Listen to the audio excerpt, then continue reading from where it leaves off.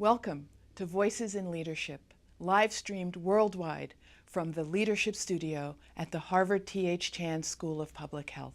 I'm Dean Michelle Williams. The goal of Voices is to highlight the experiences of leaders confronting major public health frontiers and to better understand effective leadership and how it can affect change. I hope you find this program engaging and informative. Thank you for joining us. Good afternoon and welcome to our audience here in the studio and to our viewers online around the globe. My name's Eric Anderson. I'm the Director of Voices in Leadership, and this series focuses on lessons of effective leadership to create positive change in public health. Today we host a discussion on the media, the White House, and healthcare with Professor Robert Blendon and our guests, Margaret Talev and Joanne Kenen. Margaret Talev is Senior White House Correspondent from Bloomberg News and a CNN political analyst. She is past President of the White House Correspondents Association and the Washington Press Club Foundation.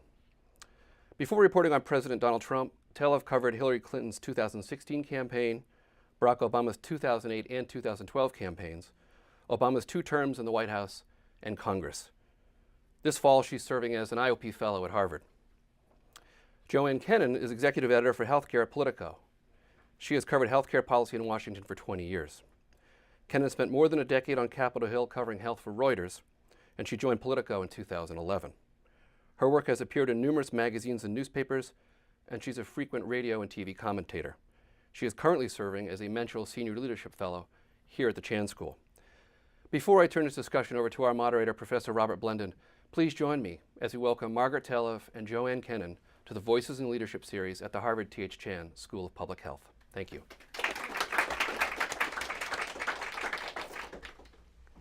Hi, Bob Blendon. We agreed, given the unusual times in Washington, we were going to talk about these issues very, very broadly.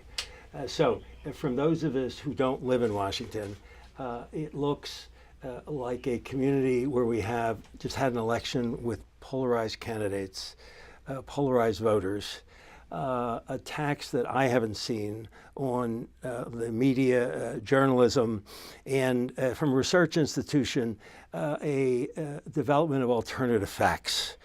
For that, the most recent one, if you're far away, was in the last 2 weeks of the campaign, the Republican Party saying that they had always been for protecting pre-existing conditions. So the questions for you is, how do you effectively cover these major health and social policy issues that are there so people outside of Washington can understand what's happening and also keep to some fact base? So I'm just going to ask the two of you to go and then at some point throw in a second question which follows up. Joanne or Margaret? Yes. Thanks. Thanks, Bob, and thanks, Eric. And thanks to all of you guys. I'd like to try to take your question in 2 parts because one is the overall climate, the fact climate, the media climate, and the other is the issue of healthcare, which all of you are here for, experts in, are going to be the future leaders in. And for healthcare specifically, this was a huge year, a really important, potentially midterm election, at least in terms of what it said about public interest in these issues and public concerns about these issues. How that manifests itself in terms of governance, I think, is a really different question and something that I'm sure we'll tackle here. But this is an issue that broke through, and when you look at the polling and you slice and dice it, it broke through in a way that in the House races decisively went towards some of the issues the Democratic candidates had been championing, even if Republican candidates, even if some also felt that way and others sought to kind of co-opt some of the rhetoric of the issue, right? In terms of the overall media climate, this is a real challenge, and it was a challenge in 2016, and you could see the seeds of the challenge forming even before then.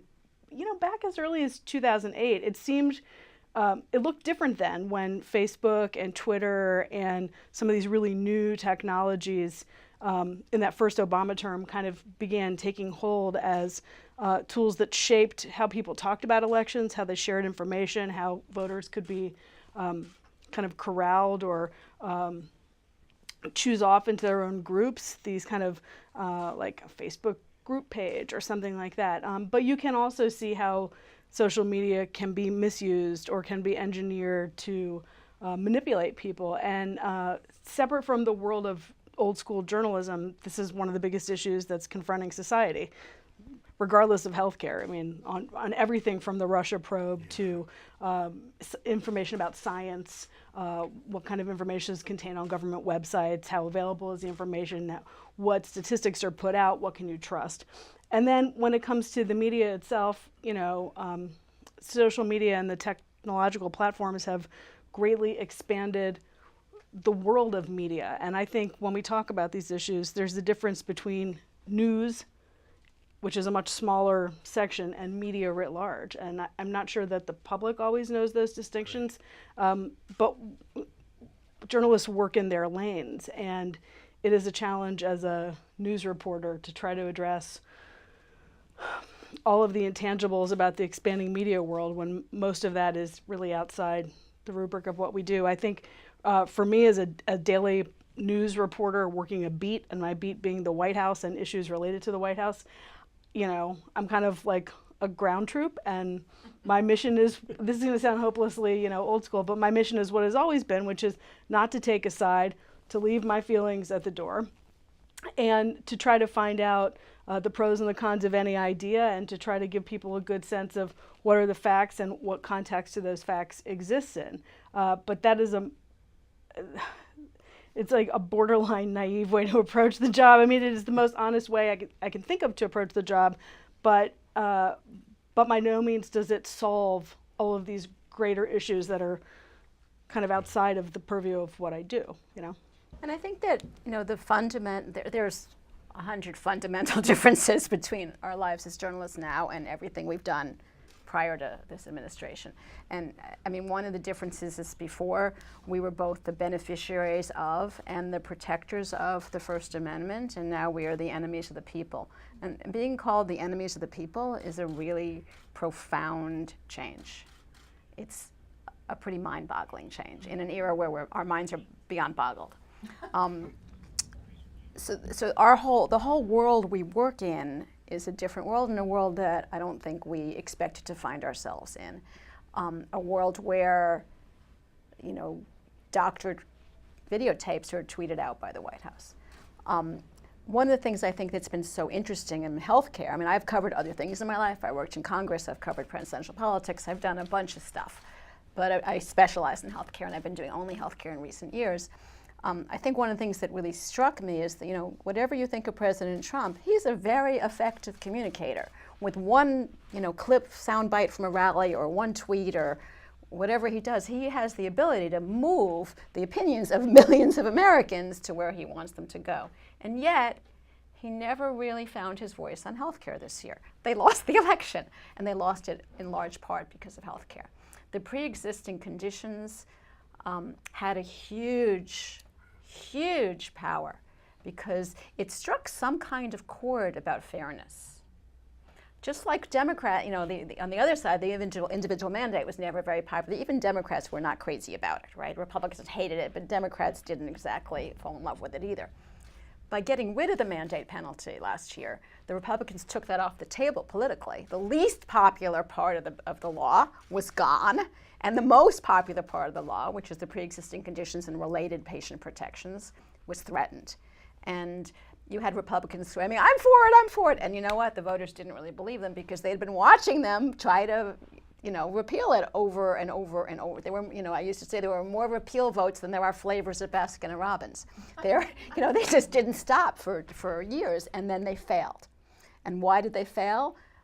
It's complicated. There's more than one reason, but a big reason, particularly the pressure on the House. The House finally did pass it, but it took them a long time and it was hard. And then they got themselves on the record voting in a way that the public didn't like, was pre-existing. I mean, Medicaid was also an issue. But pre-existing conditions, I think, was the single most salient issue for American voters in healthcare. Yeah. And I think, there's a risk when you're trying to analyze elections in you can look at what the polling says and you look at what the exit polling says, but it's always complicated to try to say this was a direct connection to this.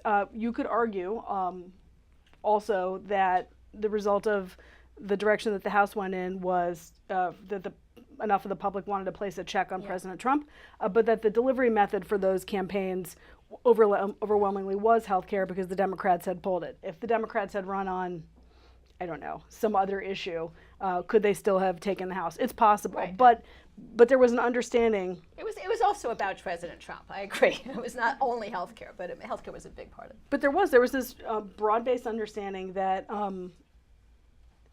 not campaigning to save Obamacare or the Affordable Care Act per se, but campaigning on this issue of coverage was an issue that resonated so much with Americans. And you can ask why, but it seems sort of obvious to me why. There are huge technological and medical advancements that allow you to live longer and to be treated and sometimes cured.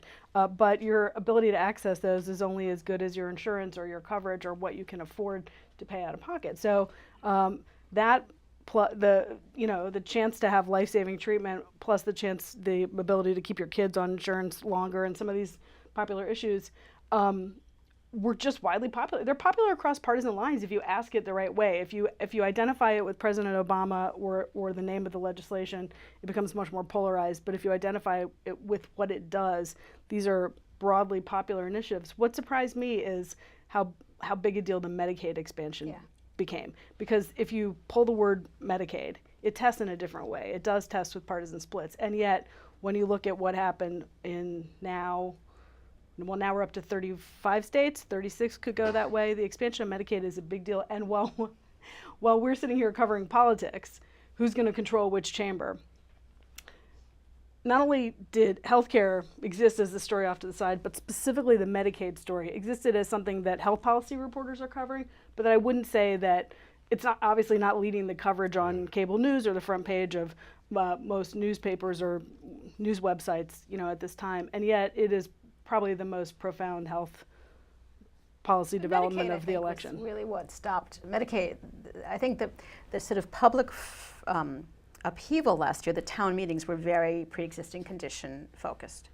And I think that's what slowed it down in the House. It did finally narrowly get through the House, but I think the House was very much a pre-existing condition debate.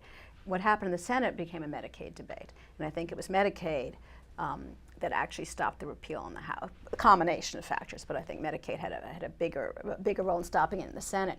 But I mean, we were looking at sort of marquee races. We were looking at Florida. We were looking at Ohio. We were looking at control of the House. Those were the big issues last Tuesday. Was it just last Tuesday? Yes, right. Just last Tuesday. Time flies, right? But I think there were three fascinating races. Is that in Utah, Nebraska, and Idaho. These are like redder than a beet state. Yep. These are really, really red states. They voted to expand Medicaid. And they voted, they voted pretty easily. These are really conservative states that have conservative governors and they didn't flip the legislature. They didn't change their elected government. The government looks the same in those states. But they said to that government, I know I'm voting for you as a Republican governor. I'm voting for you as a Republican state rep. I'm voting for you as a Republican senator. But I want Medicaid expanded in my state. And part of it is an economic argument. I mean, if you're paying, this was what Jan Brewer, who was the governor of Arizona a few years ago, very, very conservative, but one of the first Republicans to endorse Medicaid expansion. She partly made a moral argument, and she also made an economic argument.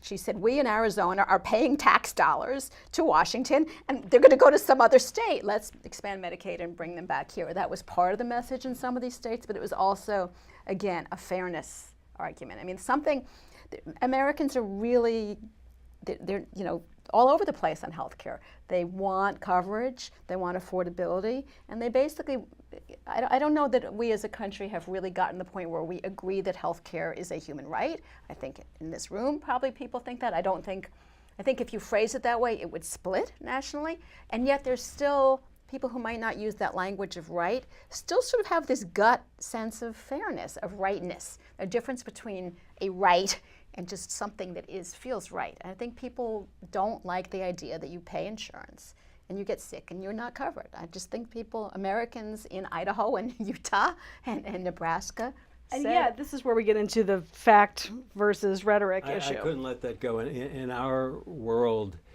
a disappearance of facts in debates really bothers a lot of this. For a community that's heavy on science and evidence, it just looks like you can go for months.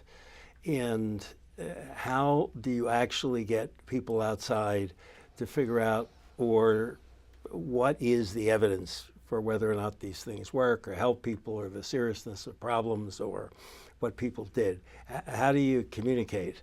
I mean, in a way, every news organizations used to be either print or TV or at some point, online, but they kind of had a type of media, a type of medium through which they express themselves. And now everybody's a little bit of everything, right? Everyone's kind of a wire service. Everyone's got a video component of some form.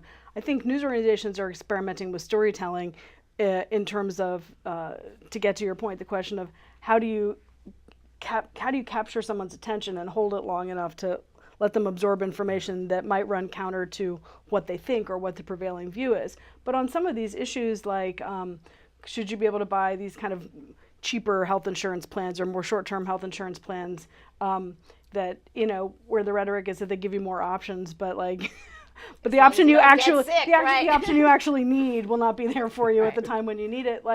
This is a very difficult thing to communicate to people. You can tell people what the facts are. You can tell people what it would allow and what the critics say could be the downsides of that.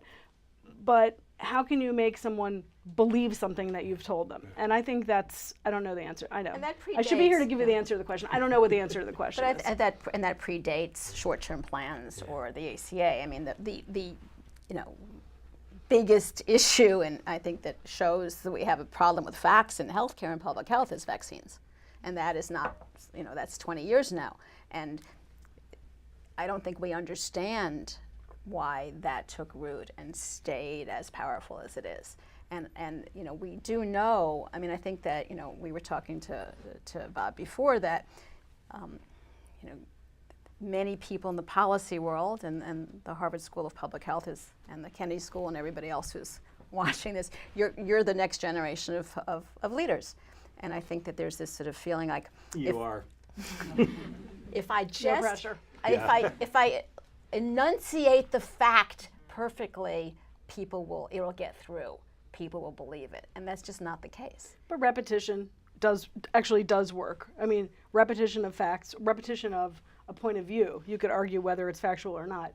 There is evidence that repetition of facts works, and there is evidence that delivery of facts through multiple venues and sources rather than just one also works, which is why you see things like celebrity endorsements. How effective is that? But you can call that into question, but it's effective for some people.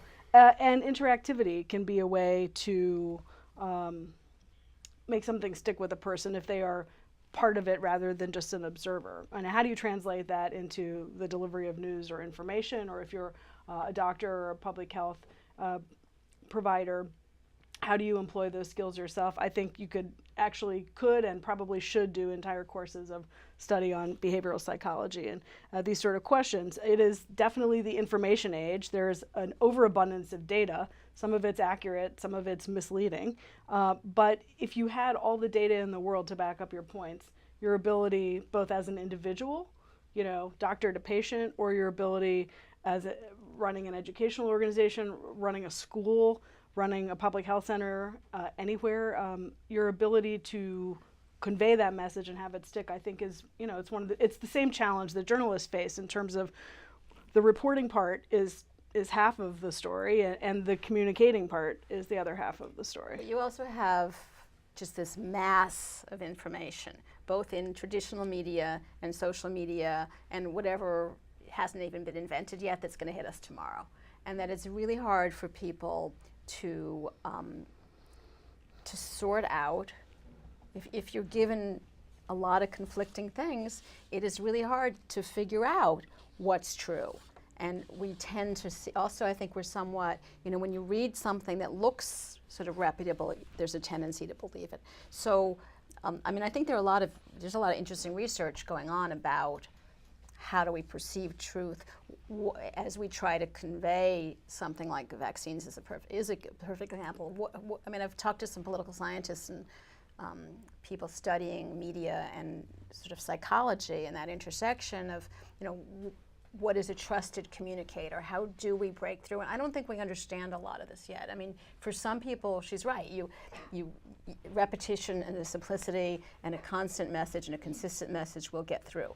Other people we know, there's lots of research, that if they believe something that is false, and you present them, let's just use a really, ridiculous example. If there's someone who believes the earth is flat and you show them that the earth is round, all it's going to do is make them more convinced that the earth is flat. I mean, there's ways that preventing factual information is making people cling to myth. And there are, I don't think we totally understand sort of this relationship between wherever we are as a country, this onslaught of information, the motivations of people who are conveying false information, and how these myths gain power and persist.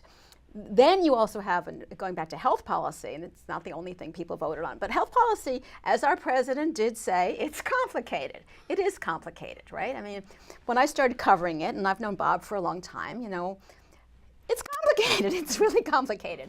And to try to, for quote, normal, unquote, I don't know if anyone's normal anymore in America, but to the extent that we can be normal, trying to figure out. But what I think what's the difference is, like back in the 90s, you'd have a Democratic bill, and you'd have a Republican bill that sort of sounded the same, but was lighter or not really as protective, like Patients' Bill of Rights or something like that. They both had Patients' Bill of Rights, and one of them had a lot more consumer protections, but the other one sort of sounded good. And now it's like not even two versions. You had candidates for the House, Republican candidates for the House, saying the Democrat wasn't the one protecting pre-existing conditions, the Republican was, which isn't even like two versions of a bill that are confusing. It was like two versions of reality, only one of which was true. And yet it's confusing to people. How do you, as a voter who's really not engaged in health policy on a 24/7 basis, like apparently, became my fate, how do you figure out who's telling the truth?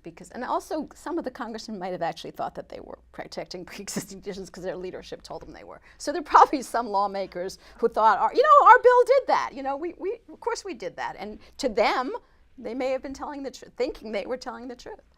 So so map ahead. 2020 is already underway. You guys might have heard that. They're kind of in broad strokes. I think there are two healthcare trends to look for, and one is the contours of the 2020 race and to what extent we see these discussions about, Medicare for all or Medicaid for all or public option be themes inside the Democratic primary in particular. It's already started. And the other is prescription drug prices, right? Because on the what do most people care about, right? Most people care that they can get the tests and the coverage and the diagnosis and the help and stuff that they need, and that if there's a pill for that they can take the pill, right? So on the one area, I think you'll continue to see this chasm between what Democrats and Republicans say. But on the prescription drug issue, it's a little bit different because President Trump himself has really tried to stake out a position as the guy who's going to rein in drug prices for people. At the same time as the new trade agreement actually increased some of the patent issues that pharma wanted, so it's a mixed message. It doesn't all fit together. Right. Yeah. And then I think that the drug, I think that there is actually a possibility in the new Congress that there will be some modest steps on drug prices. I don't think it'll be, Trump had I think we counted 46 question marks in his, I forgot the number. One of our reporters actually sat down and counted the question marks in his drug price blueprint, and they were an enormous number. Will we see something about some legislation on generic, favorable to making it easier to get generic drugs to or market? pharmacist disclosure or something. Yeah, I mean, I think that there will be some, I would not be surprised to see some modest steps. The House Democrats want to do it, Trump wants to do it, and probably enough Republicans in the Senate will, I think we'll see some modest steps. I don't think you'll see a transformation. Again, you have to be very careful with the drug. This is one of those other, confusing things to people. There's a difference between reducing co-pays, reducing what you pay when you go to the drugstore, and bringing down drug prices. Because if you're reducing what I pay, instead of $40, I pay $10. Well, I feel like my drug is cheaper, but if the drug itself isn't cheaper, my premium is going to go up. I'm just going to be paying, and everybody's premium. It might be more equitable. It might be a better way of paying for it. There may be fairer mechanism if we spread the cost, but there is a difference between reducing out-of-pocket costs and reducing drug costs, and that is the kind of, it's really important. Is your average voter going to understand that? Probably not. Let me broaden this out. This election had probably the highest turnout that we've seen at a midterm election in a very long time. I've raised 2 young men who both vote. Yes. First time for one of them this year, yeah. And so, a few weeks out, the question in everybody's mind is something really important going to come out, given the Congress is split and the president, in the next 2 years? If you're actually, forget you're not in Washington, are things going to happen that really affect people's lives, in health or even more broadly? Or do we not expect very much? Because there are an awful lot of enthusiastic people. And that's good. yeah. I mean, I think that all of us think it's great that people voted. It was exciting to see the turnout. It was exciting to see the lines. We have to figure out how to cover it in the future with all these mail-in ballots that Tuesday night isn't going to really be Tuesday night. It's going to be like 3 Tuesdays later. That's a different topic. Is Congress going to do anything? They passed a really big tax bill last year, right? I mean, Congress may surprise us and do something. Can I tell you, are they going to do infrastructure? That's sort of a running joke in Washington about Infrastructure Week. I'm not sure what the agenda really is. I don't know that they know what the agenda is other than positioning themselves for 2020. I mean, they're talking about another tax bill, but I don't think it'd be a big tax bill. All right, is the president going to try to do anything? The president's going to try to do as much as he can with executive power because he has even less ability to maneuver Congress than he did before. The House Democrats will try to use their newfound powers to put the president in a box, both for oversight reasons and for political reasons and all the places where the rubber meets the road on that. But a lot of that is going to be, a lot of it, not all of it, a lot of it is going to be personal and presidential focused in nature. It's going to be about the president, his son-in-law, his closest team of advisors, the Russia investigation, Trump org, the businesses, his taxes, and what did he know, when did he know it kind of stuff. And then some of it will be regulatory. And I think, so I think it depends on how you define, are they going to do anything? What does do anything mean? If you're talking about proactively. People's lives the that are next really 2 years important. could end up being consumed entirely by whatever happens to the Department of Justice and the Mueller investigation. We could be doing nothing except that for a few months. And then also for healthcare, a lot of it depends on this judge in Texas. There's a lawsuit that could rule. It's still 20 states, or is it 19 states now? It's still 20, I believe. I mean, even as we're shut in this room, who knows? Maybe they just ruled. Probably not. But that is going to change. It could very much change what the ACA looks like. It'll take a few years to work itself through the courts. But I do think the states is let's say the question mark about what Congress is capable or desirous of doing in the next 2 years. That's substantive or regulatory or legislative. For those of us who stood up all night trying to get people to turn out, we need to sense that something could come out of this. But I think at the state level, certainly you're already seeing action on. Wisconsin will probably drop out. I don't think they actually have yet. But Wisconsin, there's Kansas, there's Maine, Right. there's the initiatives in some of the red states that we talked about, and there's what the states do going forward. With the expanded Medicaid eligibility. So I think we'll see a lot of kind of laboratories in those states that are going to proceed apace, kind of regardless of what Congress does. And one of the health questions is, do the House Democrats seek to get involved more actively in the state lawsuit? And the kind of flip side of that question is, do some of those states that where people in the governor's mansion or as a result of ballot initiatives, do some of those states pull out of that lawsuit? So I think there's going to be action on healthcare in the next 2 years. But I would say part of the equation is look to the states for some of the proving ground, and part of the equation is you have to see all of this through the lens of positioning, both for the Democratic primary and the 2020 And if you general. want to find one bipartisan area that you feel good about,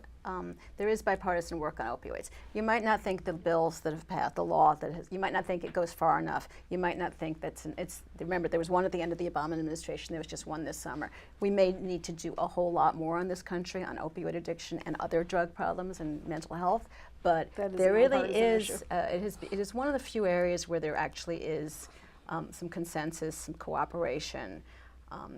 We haven't solved it, obviously, but it is sort of reassuring if you cover Washington to at least see a public health emergency where the two sides are actually having a constructive, trying to figure it out conversation and moving in a public health direction. That sort of, we're not moving in a lock everybody up and cut off their heads direction. So we're actually moving in a public health direction. Let me just close with a quickie. Are you optimistic that journalism can find a way to deal with this environment in the next few years in a way that we can cope, we can adjust, so people outside have a better sense of what's going on?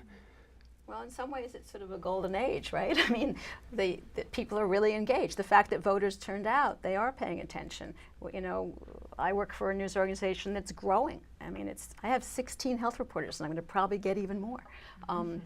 There are new media. I mean, there are a whole sort of outlets that didn't exist a few years ago that are thriving. Local news, which we're not. That's a whole other issue. Local papers and local, there's a huge desert there, and that's a problem. But nationally, there's really a lot of robust coverage and debate, and plenty of places for you to find things out. Closing from the White House. I am hopeful, although I don't know if my time span is a few years. I think it may be a little bit longer than your optimistic time span. I think that journalism has to. We have to. It's. I guess I won't say more important than ever because it's always really important. But there was a time, somewhere around World War II, where every American understood how precious the First Amendment was and how important it is to democracy. And there was a time during the Vietnam War where Americans were reminded of it in a different way. And I think we're in a time now where more Americans are removed from wars or their parents' or grandparents' experiences with fascism or authoritarianism. They take for granted that they will have information on demand and that part of their First Amendment freedom is to criticize both the information and the delivery system for the information. And we have a real challenge now, which is to try to, all of us, acquit ourselves well and understand why people feel disenfranchised from the people who have made it their mission to try to bring unbiased, clear information to people. So it's a major challenge, but not just our existence as a business, but I think our existence as a democracy really depends on it. And there are tremendous initiatives at the Shorenstein Center and across Harvard, at Poynter, all over the country. Philanthropists are committed to this. Increasingly, we're seeing both money and tech minds and veteran journalists coming to a greater sort of advocacy cause to try to unpack the psychology and the economics of why people feel disconnected from facts or want to choose their own facts. I think it's an enormous challenge, but that there is increasingly an understanding about how important it is and a commitment to solve it. With that, let me thank Joanne and Margaret. We will be back in 2 years, and I hope some of these issues are more optimistic. Thanks again very much for participating. Thank you.